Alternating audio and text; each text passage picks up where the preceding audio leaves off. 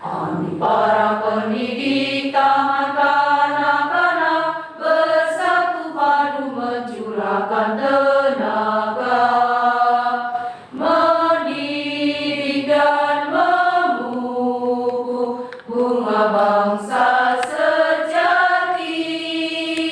Kebanggaan ibuku pertiwi pelopor nusa bangsa. Ayo bekerja, ayo membina menuju Indonesia bahagia. Dengan penuh semangat serta tulus ikhlas, bersama-sama kerja bahu-membahu. Seia dan sekata, bertindak jujur tegas, mengembangkan teladan yang sehat, memupuk bangsa yang kuat. Ayo bekerja, ayo membina menuju Indonesia bahagia.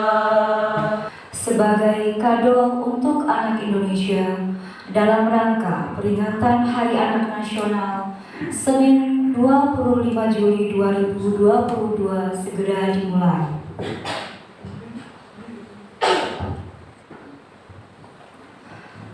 Assalamualaikum warahmatullahi wabarakatuh. Waalaikumsalam warahmatullahi wabarakatuh.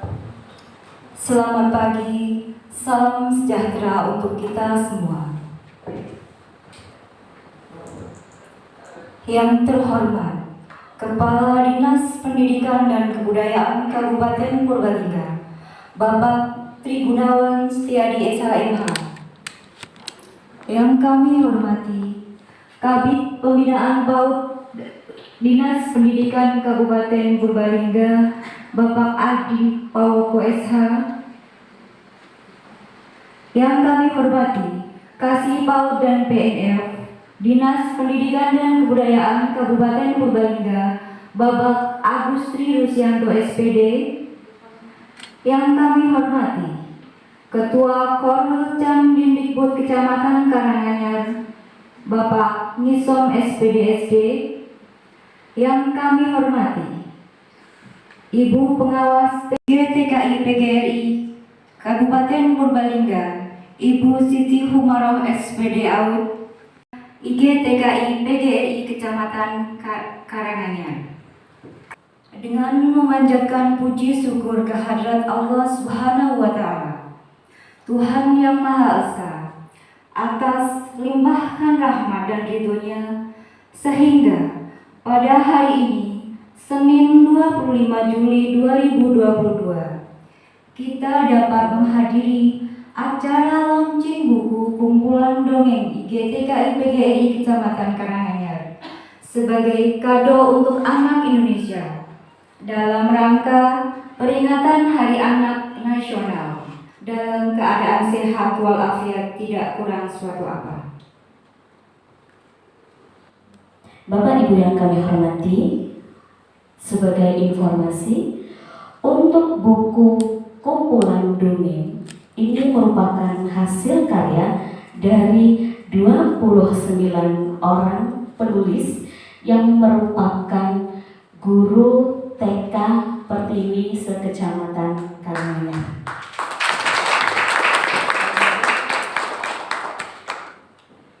Buku ini diterbitkan tahun 2022 oleh SIP Publishing Purwokerto. Bapak yang kami hormati, sekali lagi pertama kami ucapkan apresiasi dan penghargaan yang luar biasa ini kepada IG TKI Karanganyar. Tepuk tangan dulu nih, luar biasa sekali. Sebuah karya dalam rangka Hari Anak Nasional perlu kami apresiasi dan patut kami apresiasi. Kayaknya kalau waktu itu koordinasinya lebih awal mungkin malah bisa dibarengkan dengan Harganas yang di Kuala Lumpur, Pak Kadin. Pas itu kan ada kegiatan HAN juga, Hari Nasional dan Harganas satu tempat. Ya mungkin karena waktu itu masih dalam proses sehingga tidak bisa selesai pada saat itu. Kemudian yang kedua, perlu kami sampaikan juga bahwa anak itu menurut deklarasi UNICEF itu umur 0 sampai 18 tahun. Dan golden age-nya itu di tangan bunda-bunda semua. Masa emasnya dari tangan bunda-bunda semua di TK ini. Nah, monggo bersama-sama hak-hak anak jangan sampai kita abaikan. Banyak sekali hak yang harus disampaikan. Hak mendapatkan kasih sayang, hak mendapatkan pengajaran, hak mendapatkan rasa aman dan sebagainya. Yang itu termasuk di dalam pasal konvensi UNICEF. Kalau tidak salah di pasal 10 sampai 53 itu di sana ada hak-hak anak di sana. Ketua IGTKI Kabupaten Purbalingga beserta pengurus yang berkesempatan hadir pada pagi hari ini, yang saya hormati Ketua IGTKI Kecamatan Karanganyar, yang saya hormati teman-teman panitia penyelenggara kegiatan launching buku dongeng dari IGTKI Kecamatan Karanganyar, Bapak Ibu semuanya yang saya hormati, saya banggakan.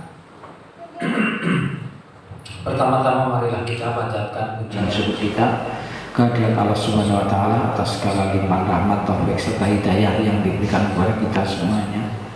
Sehingga sampai dengan pagi hari ini kita masih diberikan berbagai kenikmatan, utamanya nikmat sehat, nikmat sempat untuk melaksanakan tugas dan kewajiban kita. Bapak Ibu yang kami hormati, sudah barang tentu yang pertama kami mengucapkan selamat ini atas di-launchingnya buku kumpulan dongeng IGTKI Kecamatan Karanganyar. Ini suatu kegiatan yang menurut kami cukup membanggakan dari teman-teman IGTKI ketika ada 29 karya dari guru-guru yang ada di IGTKI Kecamatan Karanganyar. Setelah saya mencoba untuk membaca dari ke-29 buku itu, ini cukup menarik bagi anak-anak kita ketika teman-teman itu bisa menceritakan apa yang ditulis ke dalam tadi yang banyak disampaikan oleh Pak Agustri, bahwa anak-anak kita tidak harus membaca, tapi bisa melalui visualisasi atau gambar yang disampaikan, pesan moral yang disampaikan bisa tersampaikan kepada anak-anak itu melalui gambar. Dalam buku ini, ya ini mungkin sedikit koreksi aja ya. Dalam buku ini saya melihat ceritanya cukup bagus-bagus, dari 29 karya ini cukup bagus.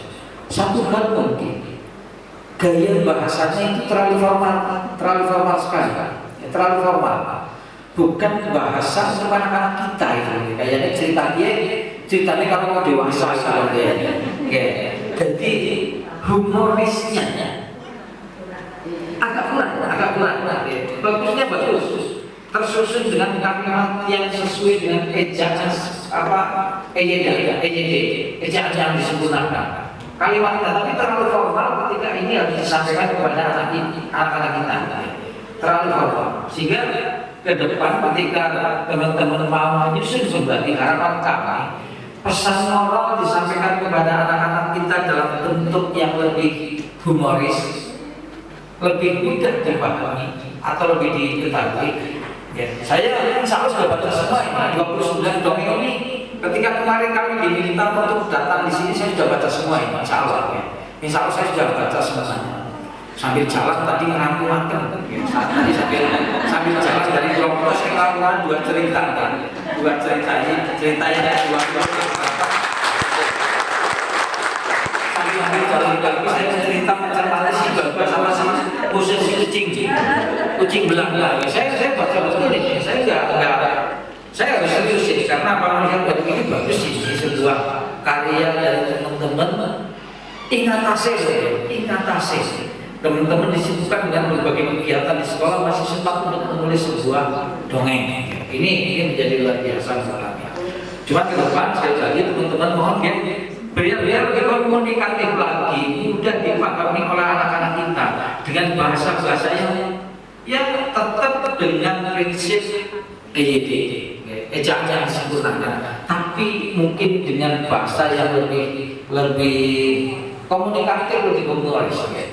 Keduanya saya berharap sekali ini sebagai batu loncatan awal, asal juga ingin buka IGTKI Kabupaten, kiranya buku ini nanti pada saat nanti bisa diterbitkan lebih banyak lagi untuk sebagai hasanah pustaka bagi teman-teman TK yang lain.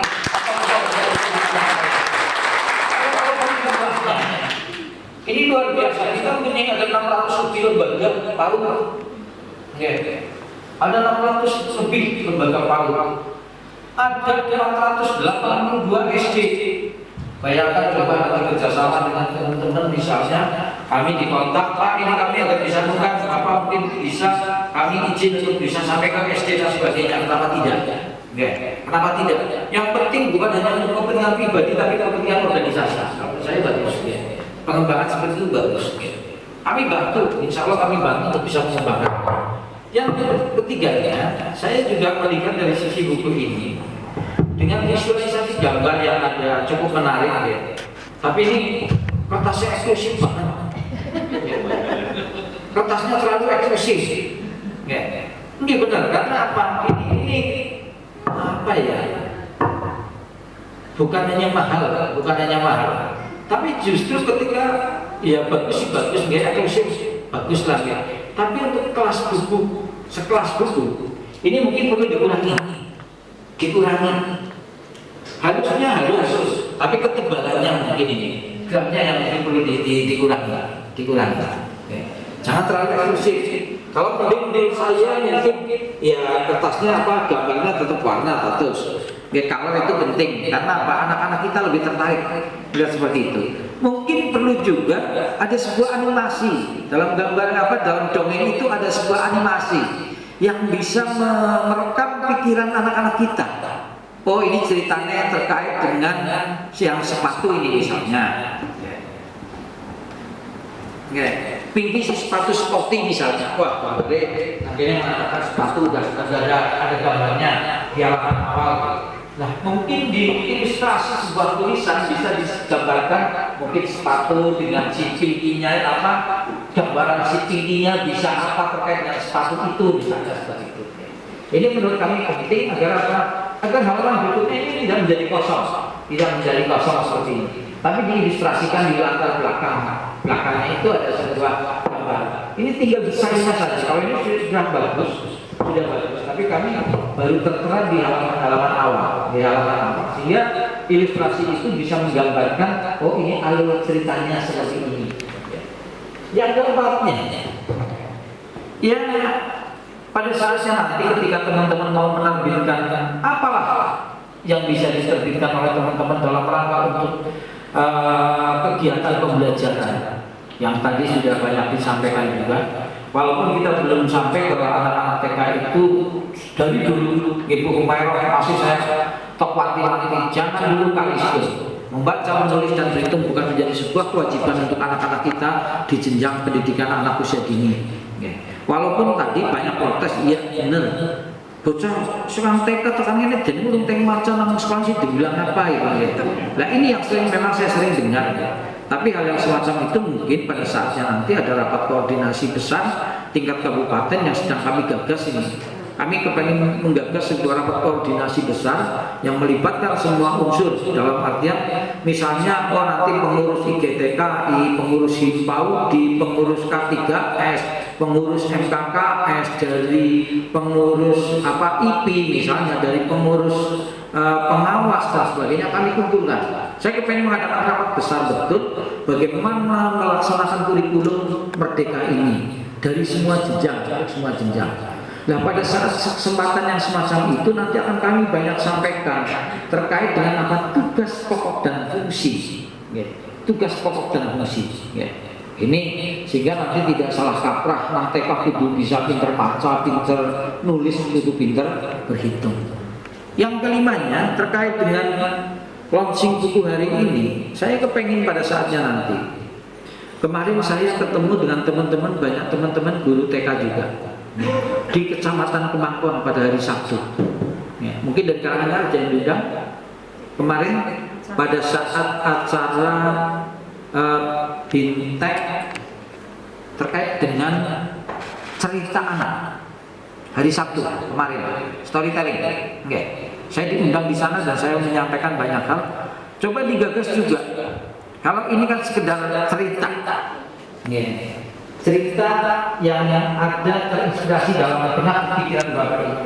Saya malah justru pengen misalnya di Karanganyar, Pirang Desa, ada 13 desa. Coba bayangkan ketika teman-teman guru TK bisa mengambil sebuah cerita rakyat, cerita rakyat dari 13 desa yang ada di Kecamatan Karanganyar, coba dibikin sebuah cerita, tapi ini juga cerita lucu, cerita dongeng. Mungkin di sana ada pernah ada cerita misalnya di desa Bukanek, daerah Ponjen, mungkin di Banjarketa ada pernah cerita, bahwa cerita itu diangkat, walaupun itu mungkin fiktif, tidak pernah ada. Tapi ketika itu ada cerita semacam itu, kenapa tidak? Itu cerita. Saya kemarin terkesan betul di Kemakon itu digalang oleh kelompok baca aman. Yang namanya kelompok baca aman di sana. Ya, itu digalang kayak gitu betul. Anak, jangan bocah TK sama bocah SD kelas 3 pinter cerita, bercerita, tapi ya bercerita animasi, bukan cerita beneran. Ya, tapi mereka yang ajarkan mereka itu dengan ekspresi yang luar biasa. Saya mendidik betul kemarin bocah TK kalau bocah SD, betapa pinternya mereka seperti itu. Yang menarik juga gitu loh. Jadi guru-guru TK yang ngajar juga guru TK itu yang ngajar. Yang ngajar itu guru TK betul. Dia ceritakan gini dan sebagainya. Cuman kemarin sayangnya cerita itu terkait dengan masalah Reok Ponorogo di Jawa Timur. Saya katakan kenapa tidak misalnya dongeng atau cerita rakyat yang ada di kita. Kalau untuk SD mungkin bisa menggali sebuah sejarah. Untuk SD bisa menggali untuk sejarah desa itu. Karena saya yakin semua desa pasti punya sejarah. Tapi untuk anak-anak TK, untuk anak-anak PAUD, saya pikir dongeng saja yang ada di desa itu, cerita rakyat yang ada di desa itu dibikin menjadi sebuah dongeng. Pendek aja, tidak usah banyak-banyak. Apa ini minum apa-apa, jawab apa. Kemarin yang SD itu bercerita sekitar 10 menit, yang TK itu paling sekitar 3 atau 4 menit, nggak ada 5 menit. Saya itu kita sampai ke temennya dengan segala ekspresi, hanya dianggo pakaian Jawa gitu ya, terus bercerita ya, ini bagus. Nah ini harapan kami coba dimotori betul ini dari GTKI Karanganyar, mumpung sudah bikin seperti ini, pada saatnya nanti itu bisa berguna untuk misalnya, atau mungkin tidak bisa Kecamatan Karanganyar biar cerita berbagai tapi secara ucap ya. Terus mungkin ini ada cerita terkait dengan misalnya yang ada di Karangjambu misalnya. Bapak Ibu pernah mendengar cerita itu, coba dituangkan dalam bentuk tulisan, diwujudkan dalam bentuk buku, sifatnya menyenangkan bagi anak-anak. Bapak Ibu tidak terlalu terbebani bahwa cerita itu adalah cerita fiktif belaka gitu. Kalau mencontohkan seseorang pun itu adalah hanya fiktif gitu loh ya.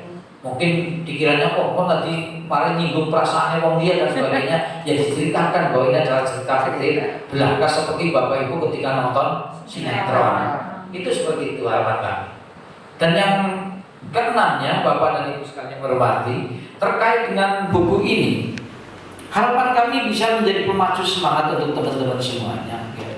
Saya kalau melihat buku itu harus senang, maca itu harus senang betul. Dan ini bisa pada saatnya nanti menjadikan ya pedoman saja ketika untuk bercerita kepada anak-anak kita. Misalnya di sini kan kemarin saya mengantari itu karena dalam ini kayaknya agak bahasanya bahasa keasing-asingan barang ini. Pengurangan terhadap bahasa-bahasa yang memang tidak familiar di kita gitu loh ya. Tidak familiar di kita ya. Itu maksudnya Troy sahabat Devan misalnya, jenenge kok menjadi temen ya. Kenapa tidak misalnya goleng jeneng sing seneng dia ada di kita aja, Troy dan Devan gitu. Walaupun bahasa modern itu untuk anak-anak kita banyak ya. Tapi mungkin akan menjadi lebih sulit. Coba Bapak Ibu bayangkan, ketika kita sekolah dulu diajari oleh guru-guru kita, gampang bahasanya. Ini Bapak Budi, gini loh ini Ibu Wati. Tapi gitu dengan bahasa yang sangat simpel tapi mudah diingat. Dan itu apa kita jajal dengan Quran. Siapa? Devan misalnya, si siapa ya ini ceritanya ya kayak gitu loh. Tapi ketika kita banyak gunakan bahasa dengan nama-nama yang familiar, di telinga kita terbiasa, itu mungkin lebih gampang. lebih gampang untuk diingat. Karena apa? Dalam dongeng ini harapan kami menumbuhkan minat rangsangan untuk daya ingat anak-anak kita, menumbuhkan atau merangsang daya ingat anak-anak kita. Jangan anak-anak kita mulai diajarkan kepada hal yang sulit diingat, terlalu beban stres. Jajal sih Bapak Ibu, ketika mengingat sesuatu jadinya siapa, orang kemutan, Bapak Ibu apa itu mesti, aduh siapa yang mau ya, kecapek lambe dan sebagainya. Itu pasti seperti itu. Oke. Tapi dengan nama-nama yang familiar, mudah diingat, itu apa? Merangsang terhadap daya pikir, daya ingat anak-anak kita lebih cepat, ya, lebih cepat. Latihlah dengan cara itu dulu. Ya. Ini agar apa, anak-anak kita jangan terbebani dulu. Loh, siapa mau yang Devan? Aduh, anak pertama nih, ngambuk fan nih gitu. Itu kan jadi angel. Jajal gini apa nih? Jenenge Slamet itu bangsane itu kayak apa Paiman, apa gitu, apa Siti gitu loh kayak. Siti Mairo itu biasa gitu. Terus saya aja kan Bu Siti, siapa ya Siti saya ya gitu ya. Karena apa, bahasanya kan yang belakangnya itu kayak. Tapi paling tidak teman-teman bisa mencari referensi dengan bahasa yang gampang, lebih gampang. Ya, ini saya juga jaga ada beberapa hal. Mungkin jangan terlalu banyak kata-kata yang bersifat melo. Ya. Untuk anak, berilah cerita-cerita yang sifatnya lucu, menyemangati, menggembirakan, menyenangkan. Jangan yang bersifat melo. Kok kegawat dengan gede, akhirnya apa? Mandan baperan. Iya. Ketika kita seperti itu, coba Bapak Ibu nyong sikis nganti bosen sing jenenge sinetron, Ikatan Cinta, wis aku ora jajal itu. Waduh, mati kayak gitu. Senangnya melo, lalu kayak gini, gedeti gitu, kayak gitu loh. Nah ini kami harapannya untuk cerita dongeng kepada anak-anak kita, buatlah dengan kalimat-kalimat yang menggembirakan, lucu dan menyemangati. Ya apa, semangatnya muncul, tumbuh semangatnya bagi anak-anak kita. Ya. Oke, tidak harus kayak semangat perjuangan, tidaklah, tapi paling tidak menyemangati. Jangan menggunakan kata-kata yang melo. Gunakanlah kalimat positif atau positive sentence, ya. Atau positive sentence. Ini wajib menurut kami agar anak-anak kita terbawa ke alam pikiran positif. Ya.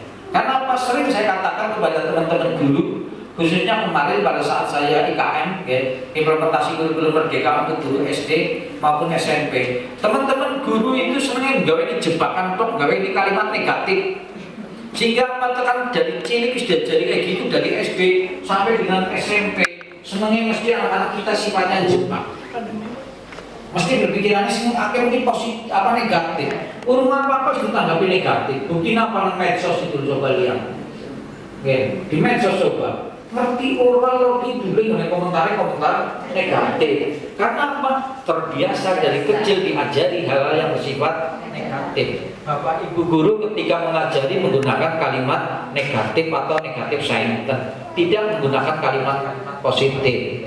Ya. Orang jebakan kepriwe. Ya, tidak menjebak gimana? Buktinya apa? Kita ketika membuat soal, guru-guru SD, SMP, SMA nek gawe soal mesti seneng gawe jebakan dengan multiple choice misalnya. Wis ngerti sing bener siji tok. Coba anak-anak kita diberikan pilihan berapa? Minimal 4. Ya, contoh misalnya, wis ngerti 10 ditambah 10 sama dengan 20, tapi Bapak Ibu guru menegawe jawaban A 10, B 20, C 30, D 35. Nggih napa nggih? Padahal kalau nggak mau menjawab 10 mesti salah.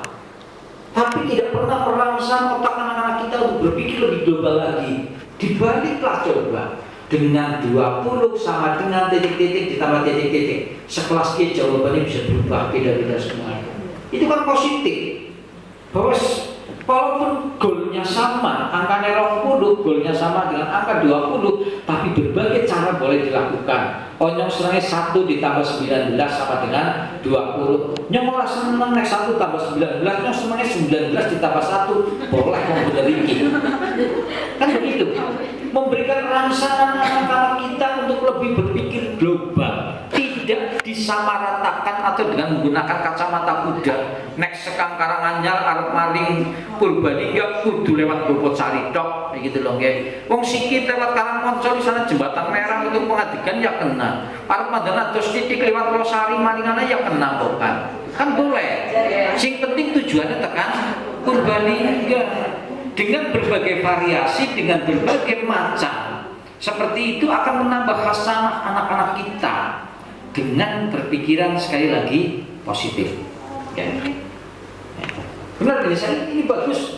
Jujur saya aku ini luar biasa teman-teman. Wani ngarang gawe cerita seperti ini. Betul. Yang penting jangan plagiat ya. Ini murni hasil karya teman-teman, jangan plagiat dalam artian nyonto. Oh nyonto anu kayak gimana nemu majalah Bobo misalnya atau Kuncung. Bapak Ibu masih ingat?